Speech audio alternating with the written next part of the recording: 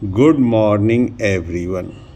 आज हम लोग पढ़ेंगे निशा इतिहास गंगोत्री चैनल में कि महाजनपद क्या है। महाजनपद के बारे में बताइए।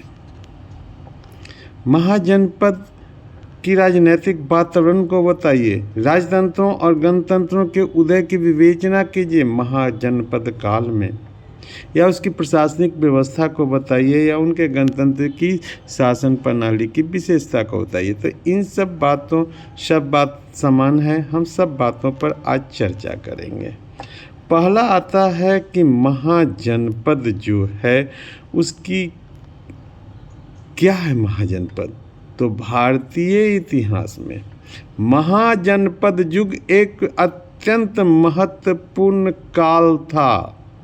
यह वह समय था जब भारतीय समाज में राजनीतिक संगठन, प्रशासन, व्यापार, नगरीकरण, धर्म और संस्कृति के क्षेत्र में अभूतपूर्व विकास हुआ।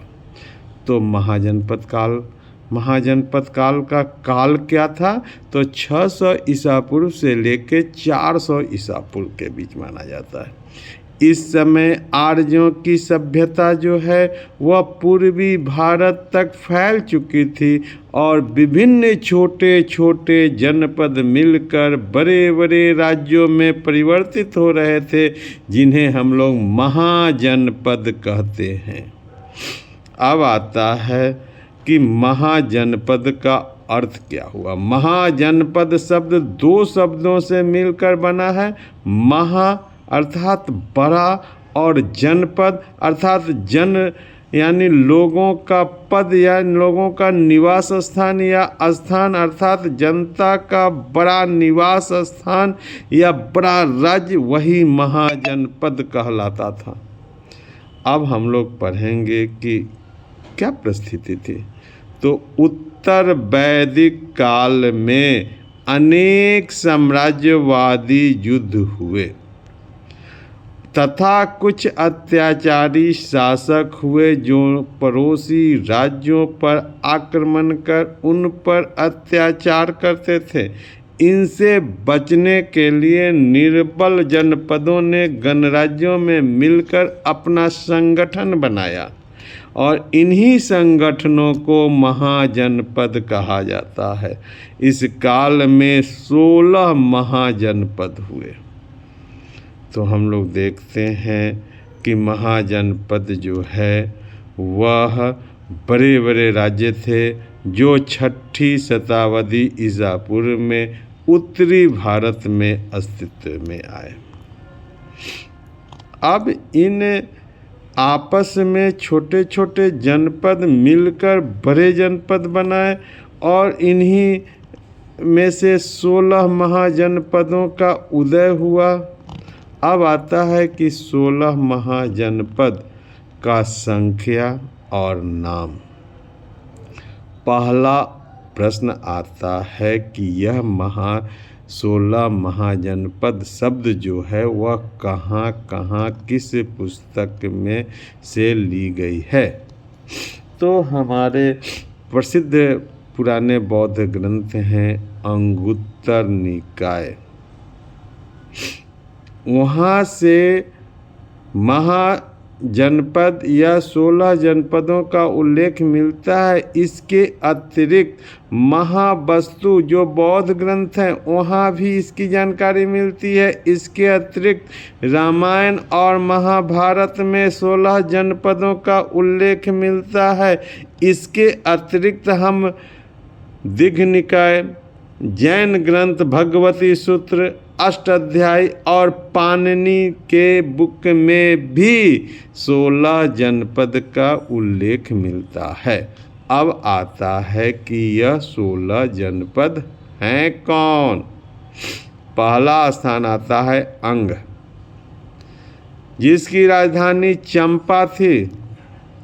वर्तमान में यह भागलपुर का एरिया है जो बिहार में स्थित है।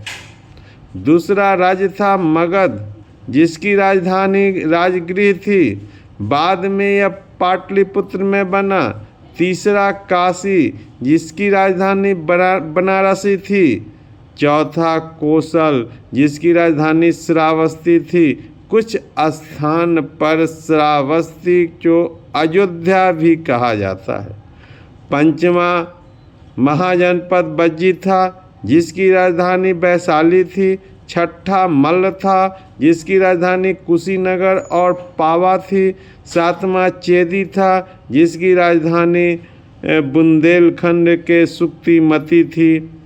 आठवां वत्स था जिसकी राजधानी कौशाम्बी जो प्रयागराज इलाहाबाद के पास है। नौवां महाजनपद कुरु था जिसकी राजधानी इंद्रप्रस्थ थी जो दिल्ली के आसपास है। महाभारत की कहानी इसी कुरु राजवंश महाजनपद से जुड़ी हुई है। 10वां पंचाल है जिसकी राजधानी काम्पिल्य थी। बाद में अहिच्छत्र भी बना। 11 सूरसेन है जिसकी राजधानी मथुरा थी। 12 अस्मक है जिसकी राजधानी पोतन है जो गोदावरी नदी के एरिया में है जो दक्षिण भारत में है। तो यह पहला राज्य अस्मक महाजनपद था जो दक्षिण भारत में था। 13 अवंती इसकी राजधानी उज्जैनी और महिष्मती है। 14 गंधार जिसकी राजधानी तक्षशिला पाकिस्तान क्षेत्र में है। तो यह हमें अफ़गानिस्तान तक फैला हुआ 16 जनपद में से गंधार था। और कम्बोज यह तो एकदम उत्तर पश्चिम क्षेत्र अफ़गानिस्तान के पास ही है। और 16 कम्बोज जो पंजाब में है। तो इनमें से मगध, कोसल, वत्स और अवंती, मगध, कोसल, वत्स और अवंती शक्तिशाली महाजनपद थे। अब आता है कि महाजनपद युग की विशेषताएं क्या हैं। तो 6ठी शताब्दी ईसा पूर्व के बौद्ध और जैन ग्रंथों में महाजनपदों की संख्या और उनके बारे में विस्तृत जानकारी मिलती है। उत्तर वैदिक काल में अनेक जनपद समाप्त हो गए और हस्तिनापुर, मगध, कोसल, काशी अब सब प्रभावहीन हो चुके थे। तो महाजनपदीय काल में अंग, मगध, वत्स, बज्जी, काशी, कोसल, अवंती इत्यादि प्रमुख महाजनपद हुए। इसलिए यह युग महाजनपदीय युग कहा जाता है। इस काल में बुद्ध और महावीर हुए। अंततः गौतम या महावीर युगीन महाजनपद भी कहा जाता है। इस युग की कुछ अपनी विशेषताएं थीं, जैसे इस काल में क्रमबद्ध इतिहास प्राप्त होने लगता है। दूसरा, इस काल में यद्यपि राजतंत्र थे परंतु चारों दिशाओं में महाजनपद और जनपद भी उभरते दिखते हैं। तीसरा, एक बार पुनः स्वतंत्रता, आत्मनिर्भरता और स्वाभिमान तथा स्वसंस्कृति का युग प्रारंभ हुआ और साम्राज्यों को पुराने साम्राज्य को धराशायी कर जनता अपने द्वारा शासन का प्रबंध करना शुरू किया। पंचमा, इस काल में गौतम और महावीर का उदय हुआ और उनके दर्शन और विचार से भारत में पुनरुदय हुआ। पंचमा, इसी काल में प्रथम विदेशी आक्रमण हुए, यूनानी और ईरानी। छठा, गणतंत्र और राजतंत्र शासन प्रणाली का उच्चतम विकास हुआ और इसका वर्णन हमें बौद्ध और जैन ग्रंथों में काफ़ी मिलती है। सातवां, गणराज्यों में न्याय प्रणाली का विशेष महत्व था। इसके निर्माण में बहुत कुशलता और प्रतिभा लगी हुई दिखाई देती है। आठवां, साम्राज्यवाद और गणतंत्र में संघर्ष हुए और निरंकुश राजतंत्र अब घटने लगा। नौवां, शक्तिशाली केंद्रीय शक्ति का अभाव भी उत्पन्न हुआ। यह सब महाजनपद युग की विशेषताएं थीं, जिससे यह युग जो है वह नगरीय युग था। सिंधु घाटी सभ्यता के बाद दूसरी बार यह भारत में नगरीय युद्ध हुआ था, और नगरीय युद्ध में हम देखते हैं कि मार काट, लड़ाई, साम्राज्यवादी अभिलाषा की पूर्ण अभिव्यक्ति होती है, जिनसे सुरक्षा के लिए निर्बल राज्य एक होकर बड़े गणराज्य महाजनपद बनाए थे।